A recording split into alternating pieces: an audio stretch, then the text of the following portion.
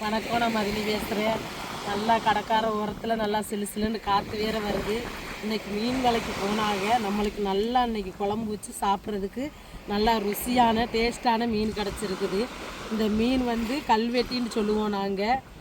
இந்த கல்வெட்டி மீனை தான் இன்றைக்கி சமைச்சு சாப்பிட போகிறோம். மற்ற மீன்லாம் கருவாட்டுக்கு கிழிச்சிக்கிட்டு இருக்காங்க எங்கள் வீட்டுக்காரவங்க பாருங்கள். இப்போ இந்த மீனை நல்லா செவ்வில் ஊற வச்சுக்கிட்டு நம்ம சுரண்டி கடற்கார ஓரத்துலேயே நல்லா சிலுன்னு ஏசி காற்று வருது. இந்த காற்றுக்கிட்ட உட்காந்துருந்து கடற்கார ஓரத்தில் இந்த மீனையெல்லாம் வெட்டி க்ளீன் பண்ணி எடுத்துக்கிடுவோம்.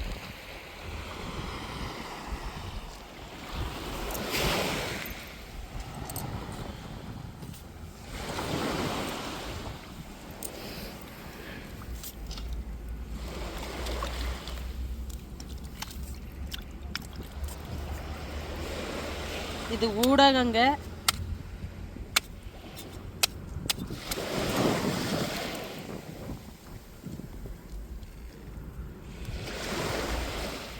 கருவாட்டுக்கு கிளிக்காக எங்கள் வீட்டுக்காரங்க.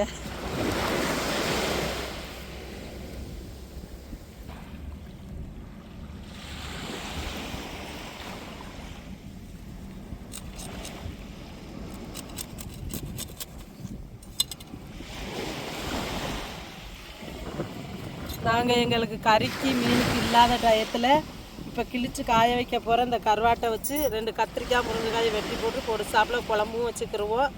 இல்லை நல்லா மிளகு ரசம் இதுக வச்சு கருவாட்டை பொரித்து கூட சாப்பிட்டுக்குருவோம். அதுக்கு தான் வீட்டுக்கு அப்படியே கருவாடு ரெடி பண்ணுறாங்க.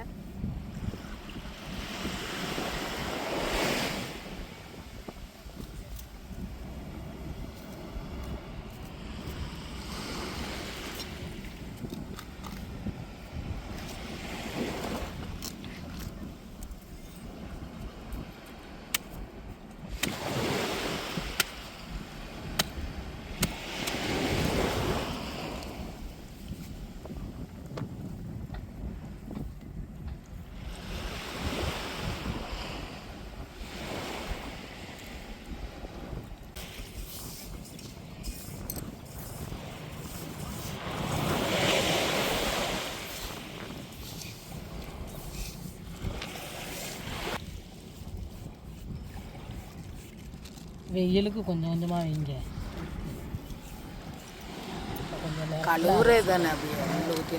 கொஞ்ச நேரம் வச்சுட்டு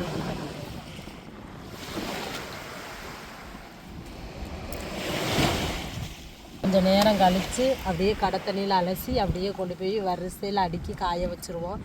எங்கள் வீட்டுக்கு சமைக்கிறதுக்காண்டி நாங்கள் ரெடி பண்ணி வைக்கிறது. இப்படி வந்தால் மீனுக கிடச்சிச்சுன்னா எங்களுக்கு அப்படியே கிழித்து கருவாடு ரெடி பண்ணிக்கிறோம் குழம்பு.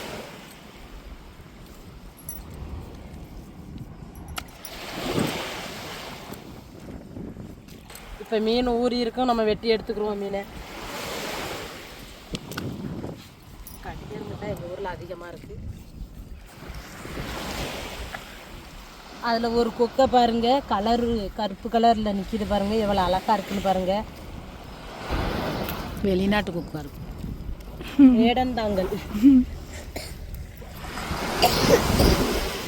வேடந்தாங்கல் பறவை.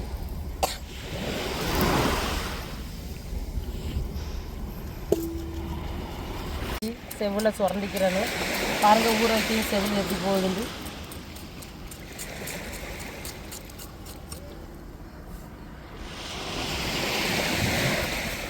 இப்படி சுரண்டா போகுதுண்டு. இப்படி தண்ணியில் ஊற போட்டுக்கிட்டானுங்க சுரண்டணும்.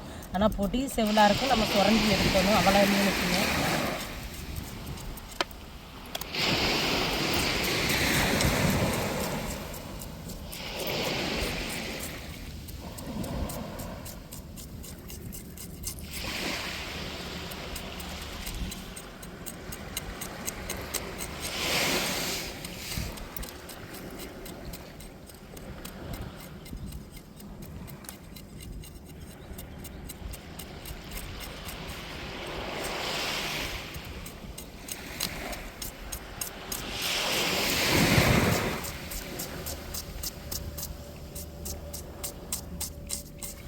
இரு பக்கமும் செவில் இருக்கும். நம்ம 2 கரையும் நல்லா செவில் சுரண்டி எடுத்துக்கிறணும். எடுத்துக்கிட்டு தான் நம்ம மீனை துண்டு துண்டாக வெட்டணும்.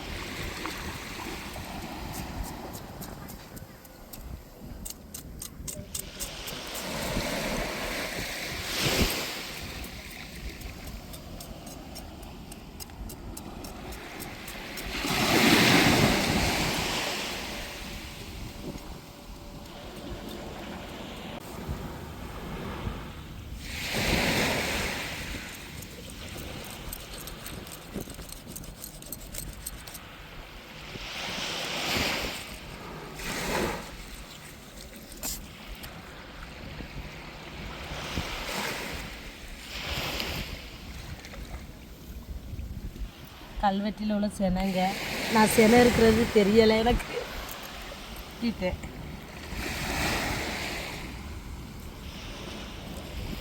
இந்த மீனில் வந்து நடுமுள் மட்டும்தாங்க இருக்கும், சைடு முள் இருக்காது. அப்படியே அல்வா பீஸ் மாதிரி இருக்கும் சதை, அப்படியே மல்லிகைப்பூ மாதிரி இருக்கும் சதை. டேஸ்ட்டாக இருக்குங்க. இந்த மீன்லாம் கிடச்சிச்சுன்னா விடாதீங்க, எல்லாம் வாங்கி விளக்கி நல்லா க்ளீன் பண்ணி எடுத்து சமைச்சி சாப்பிடுங்க.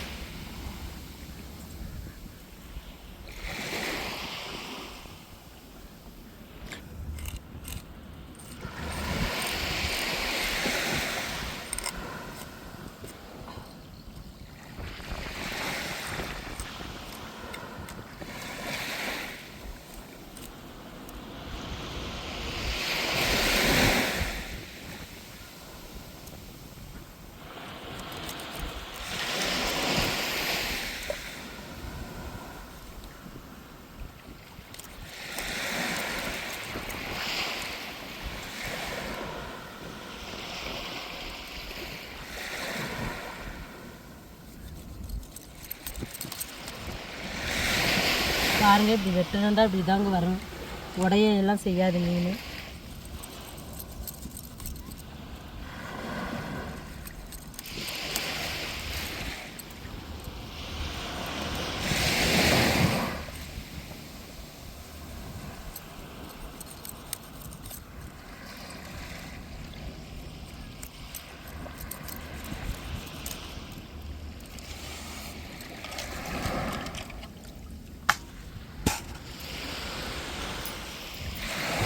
கையில் வெட்டிட்டோ பாருங்க, மதனிக்கு கையிலனா வெட்டிருச்சு, முள் வெட்டிருச்சான்.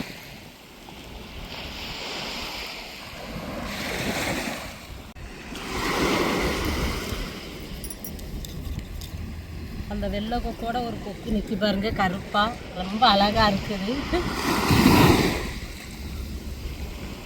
அதுவும் ஒரு வகை கொக்கு தாங்க, எவ்வளோ அழகாக இருக்குன்னு பாருங்க. அதை பார்க்கவே பிரம்மாண்டமாக இருக்குது. இவ்வளோ நாளாக வெள்ளை கொக்கு தான் பார்த்துருக்குறோம், இப்போ தான் இந்த கருப்பு கொக்கையே பார்க்குறோம். அவ்வளோ அழகாக இருக்குதுங்க.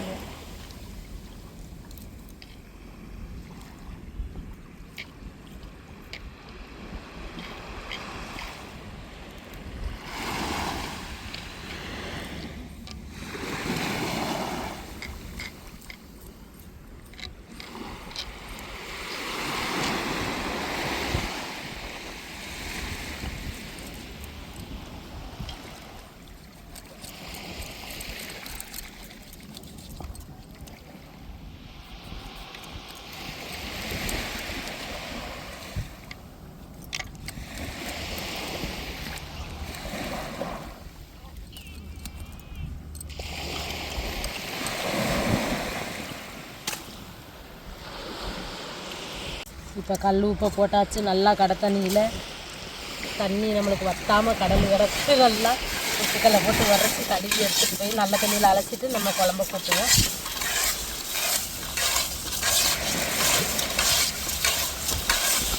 நம்ம உப்புக்கல் போட்டு எவ்வளவுக்குள்ள மீனை நல்லா உரசுறோமோ அவ்வளவுக்குள்ள வெடுக்கு தண்ணி இருக்காதுங்க.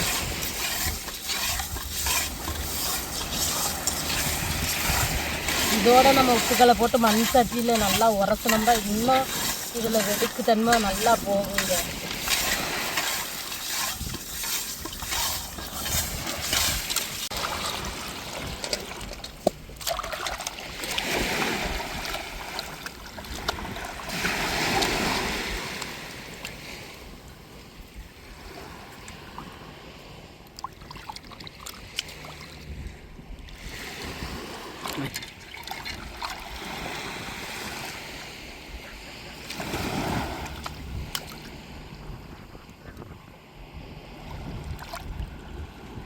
உரசி கழுவியாச்சு, மறுபடியும் நம்ம உப்புக்கல் போடாமலே உரசி எடுத்துக்கிறணும்.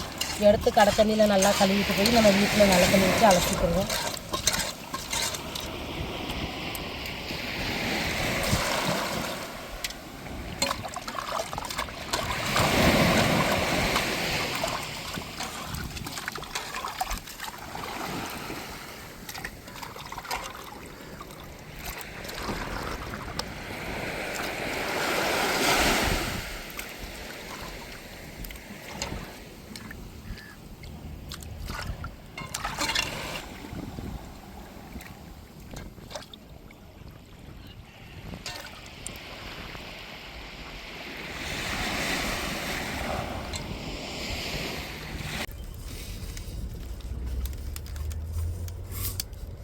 எண்ணெய் நல்லா காஞ்சிட்டு இப்போ வெந்தயத்தை சேர்த்துக்கிடுவோம்.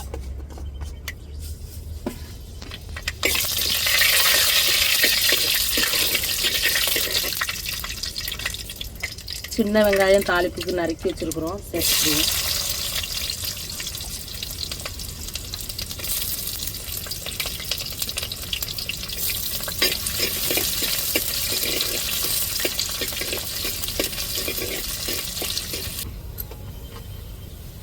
கருவேப்பிலை சேர்த்துக்கிடுவோம்.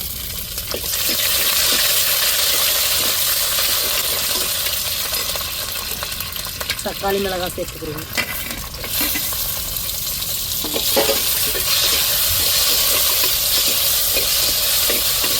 இப்போ புளி கரைச்சி வச்சுருக்கோம், அதை ஊற்றிக்கிடுவோம்.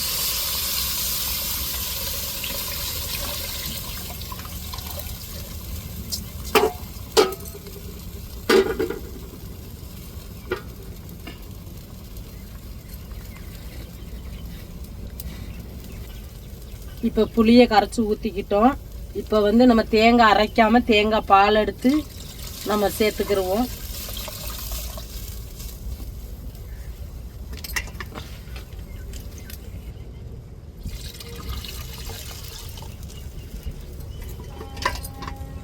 இப்போ குழம்பு மசாலா அப்படி சேர்த்துக்கிடுவோம். மஞ்சத்தூள் சேர்த்துக்கிடுவோம்.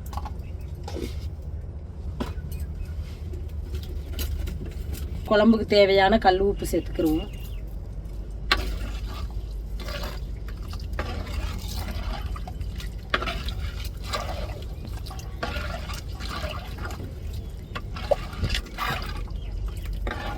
நல்லா குழம்பு கொதிச்சு வரையும் மீனையும் பூண்டையும் சேர்த்துக்கிடுவோம்.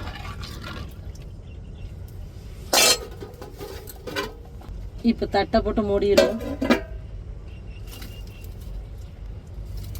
பாருங்க, தட்டுக்கு மேலே கூடி ஆவி பறந்துருச்சு, நல்ல ஒரு வாசம் வந்துருச்சு. பாருங்க எப்படி மசாலா வாடையெல்லாம் மாறி நல்லா குழம்பு கொதிச்சுக்கிட்டு இருக்கு. இப்போ நம்ம மீனை சேர்த்துருவோம்.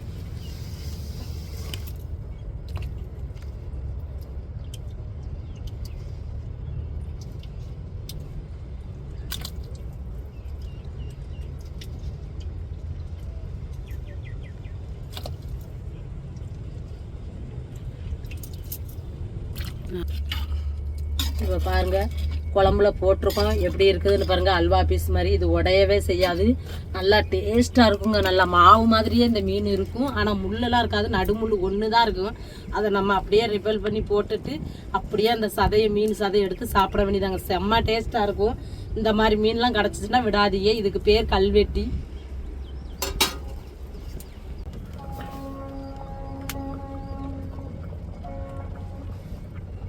பாருங்க, இன்னைக்கு கல்வெட்டி மீன் குழம்பு ரெடியாகிருச்சு. நல்லா கம்மண்டு வாசத்தோடு இருக்குது. நல்லா மண் சட்டியில் வச்சுருக்கோம். எவ்வளோ ஒரு டேஸ்ட்டாக இருக்கும். மீன் குழம்பு ரெடி.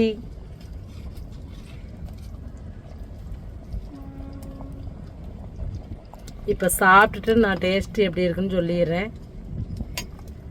பாருங்கள், மண் சட்டியில் எப்படி கொதிச்சுக்கிட்டு இருக்குது பாருங்க.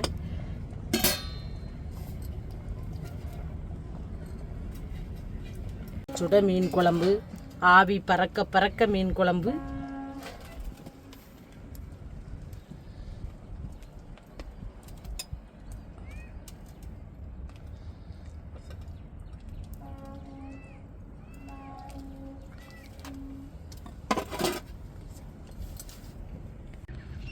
நல்லா சுட சுட ஆவி பறக்க பறக்க நல்லா மீன் குழம்புங்க. நல்லா ருசியான மீன் குழம்பு.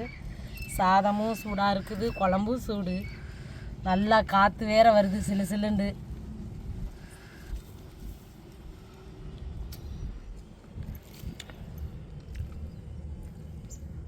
மீனை பாருங்கள் எப்படி இருக்குன்னு, பூ மாதிரி.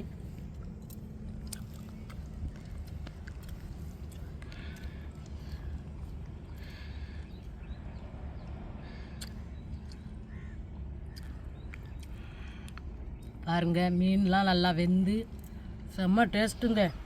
நல்லா ருசியாக இருக்குங்க. குழம்பு வச்சாலும் சரி, இந்த மீனை பொரிச்சாலும் சரி, செம்ம டேஸ்ட்டு.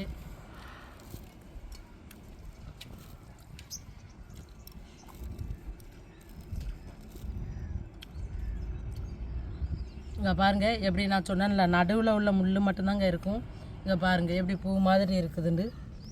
இந்த சதை தாங்க இருக்கும் இந்த மீனில், அவ்வளவா முள் இருக்காது, நடுமுள்.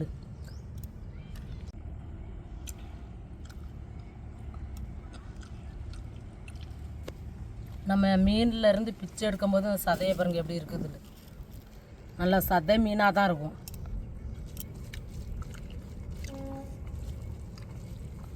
மீன் குழம்பு தாங்க. நல்லா மண் சட்டியில் வேற வச்சுருக்கோம் மீன் குழம்பு. அது ஒரு வாசம் தாங்க.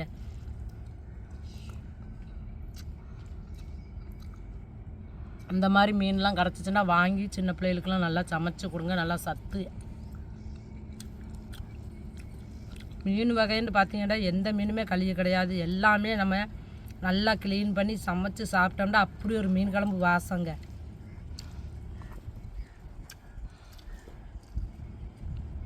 எங்கள் வீட்டிலலாம் இப்படி கல்வெட்டி வந்துட்டுன்னா நாங்கள் விற்க ஆசைப்பட மாட்டோங்க. எதுண்டாலும் சரி எடுத்து நாங்கள் சமைச்சு சாப்பிட தான் ஆசைப்படுவோம். ஏண்டா ஒவ்வொரு மீனுக்கும் ஒவ்வொரு டேஸ்ட் இருக்குங்க. ஆனால் அந்த மீனுக்கு வந்து அதிகமான டேஸ்ட் இருக்கும், நல்லா ருசியாகவும் இருக்கும்.